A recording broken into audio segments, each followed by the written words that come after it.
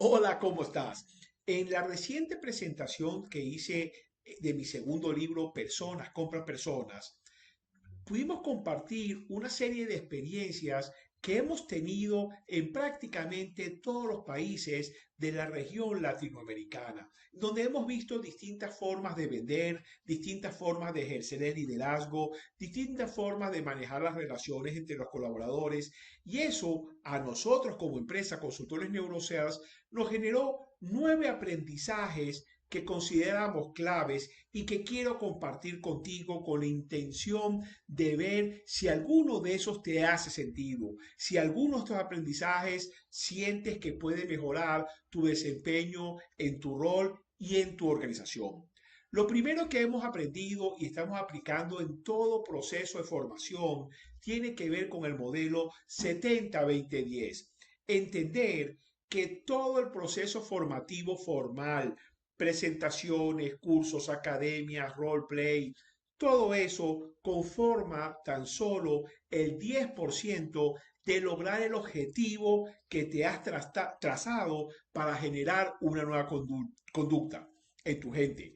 El 20% tiene que ver con el aprendizaje social, tiene que ver con tu capacidad de generar comunidades de aprendizaje que sostengan y mantengan el aprendizaje que se dio en el 10. Y finalmente, y que tiene todavía más peso, es el 70%, es lo que se conoce como el aprendizaje on the job, el de día a día, el que ocurre en la calle, en donde puedes estar trabajando con conceptos como los retos de aprendizaje, microaprendizaje, y puedas entonces de alguna manera garantizar que esas conductas se conviertan en un hábito en tu gente.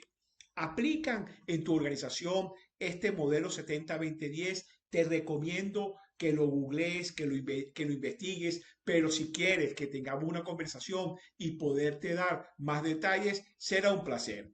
El aprendizaje número 2, este sí orientado exclusivamente al tema de las ventas, es la necesidad imperiosa de evolucionar de un modelo netamente relacional a uno mucho más desafiante o challenger.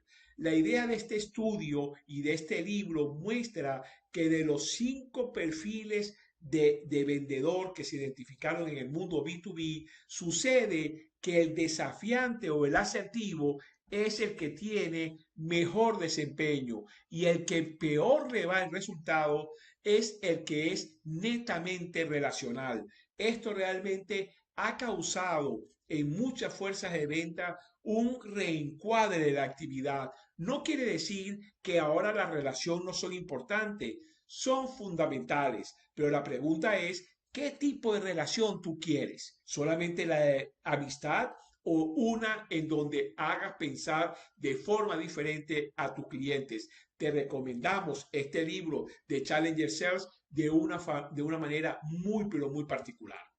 Y ese vendedor asertivo, ese vendedor challenger, sabe que en cada interacción debe enseñar algo nuevo del negocio del cliente, adaptarse al estilo de él o de ella y sobre todo tomar el control de lo que se llama la coreografía de ventas B2B.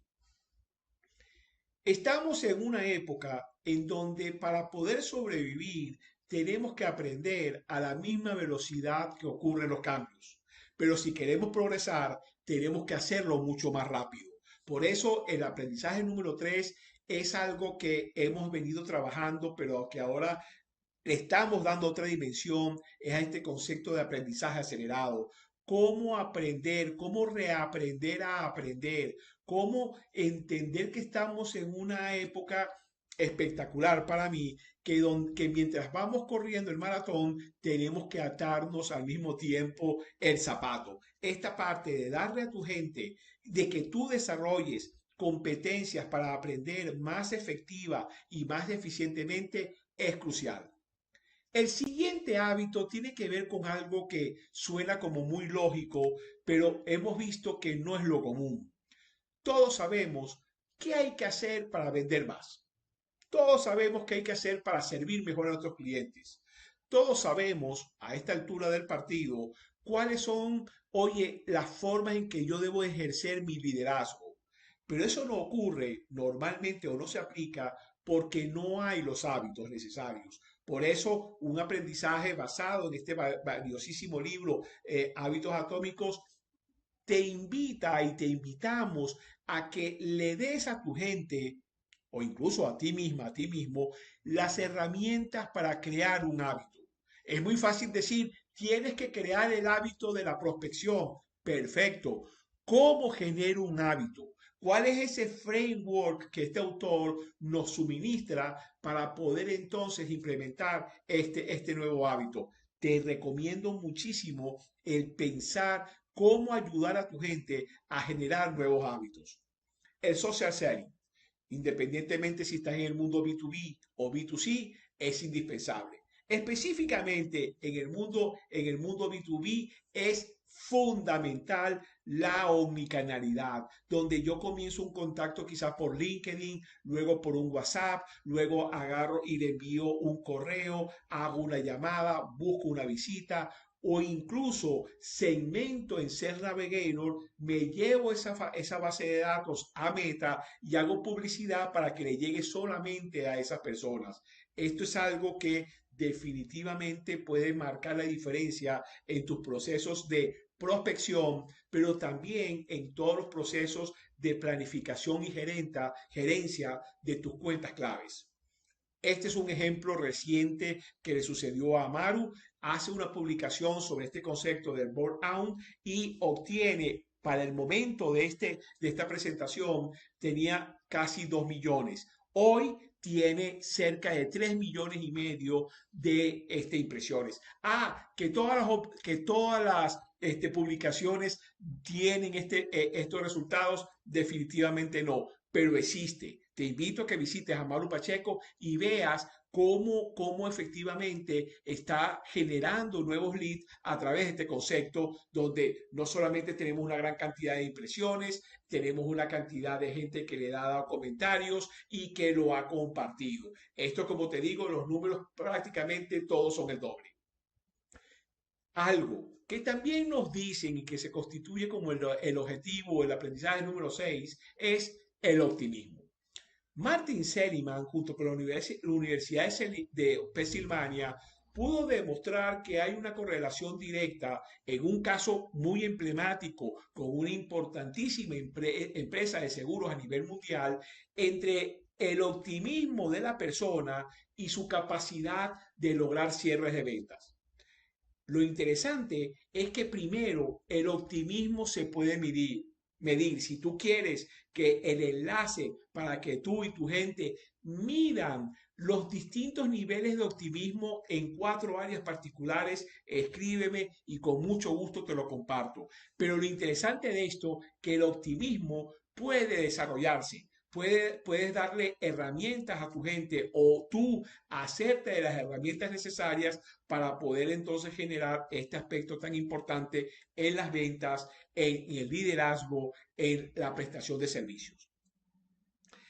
El aprendizaje número 7 que hemos tenido en toda esta experiencia es la necesidad de tener identificado el perfil correcto del colaborador. Es decir, si tú estás manejando un equipo que presta atención al cliente interno o externo, si tú tienes hoy una fuerza de venta para un producto a un nicho particular, define cuál es ese perfil ideal.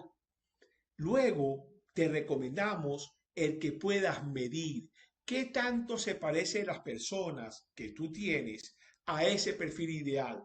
De tal forma que lo que hemos hecho en las formaciones tiene que ver con, primero, vamos a pintar a ese hombre y a esa mujer ideal para tu negocio. Segundo, con un instrumento que nosotros usamos de la marca Cuder, sacamos una primera foto. ¿Qué tanto se parece la gente que tienes a ese modelo ideal? Luego llevamos a cabo todo el proceso de formación con el modelo 70-20-10 y finalmente volvemos a medir de tal forma que podamos tener claro qué desplazamiento ocurrieron durante el proceso de formación. Número 8. el foco no es el número o no solamente el número en las ventas, el foco es el proceso. ¿Qué quiere decir eso? Que lo primero es que debemos tener claro el proceso de ventas y después la metodología, pero el primer paso es tener claro el proceso, es decir, cuál es tu estrategia de territorio, cuál es tu estrategia para el manejo de las cuentas, cuál es tu estrategia para el manejo de las oportunidades dentro de esa cuenta y cuál es la estrategia para los contactos dentro de esas oportunidades. Entonces, si tú dices que hay que hacer tantas llamadas, hay que hacer tantas interacciones, hay que hacer tantas acciones, esas se llevan a cabo independientemente que tu meta, que tus números están 500% por encima de la meta o que no estás llegando ni al 10% y estás finalizando el mes. El foco es el proceso. Y finalmente, amigos y amigas que están en el área de las ventas, el uso de la ecuación del Sales Velocity. Esto nos permite a nosotros no solamente poder medir el desempeño de nuestra gente, sino que nos permite en un momento dado tener conversaciones más educadas. Esta fórmula lo que te dice es que en el numerador lo que tienes que es colocar cuál es el número de oportunidades que tienes actualmente en tu funnel, en tu pipeline, en tu embudo, multiplicado por el ticket promedio de tu empresa, multiplicado a su vez por la tasa de cierre. Es decir, tu gente o tú de cada 10 visitas cierras una. Tu tasa es del 10%. Y en el denominador iría el tiempo promedio en que el cliente toma la decisión. Desde el momento que le entrega la propuesta hasta que finalmente te compra, ¿cuál es ese tiempo promedio? Lo interesante de esto, como te estaba diciendo, además de poder comparar cuál es la forma de trabajar los resultados de un vendedor con otro, es que me permite tener conversaciones, por ejemplo, que un mes me voy a dedicar a subir o voy a hacer foco a la parte de prospección, a tener más oportunidades. O déjame analizar con mi equipo, ¿verdad? ¿Cuáles son las opciones que tengo para mejorar el ticket promedio? Que en lugar de 1000 sea 1100.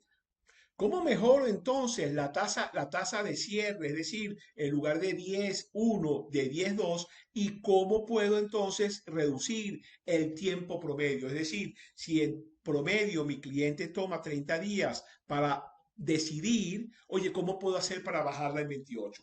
Realmente existe una gran cantidad de información en las redes que te explican el uso de esta ecuación. Te recomiendo estudiarlo, analizarlo y empezar a llevar y manipular estas métricas para poder mejorar entonces los resultados de tu equipo. Así que, amigas y amigos, estos son esos nuevos aprendizajes que hemos obtenido y que hemos querido compartir contigo. Te dejo aquí mi número telefónico, mi WhatsApp, mi correo, mis redes sociales, por si te interesa que tomemos un café presencial o virtual, en donde podamos entonces ver algunas ideas, algunas experiencias tuyas, algunas experiencias mías y que nos permita a ambos seguir aprendiendo. Un fuerte abrazo y muchos éxitos en tus proyectos.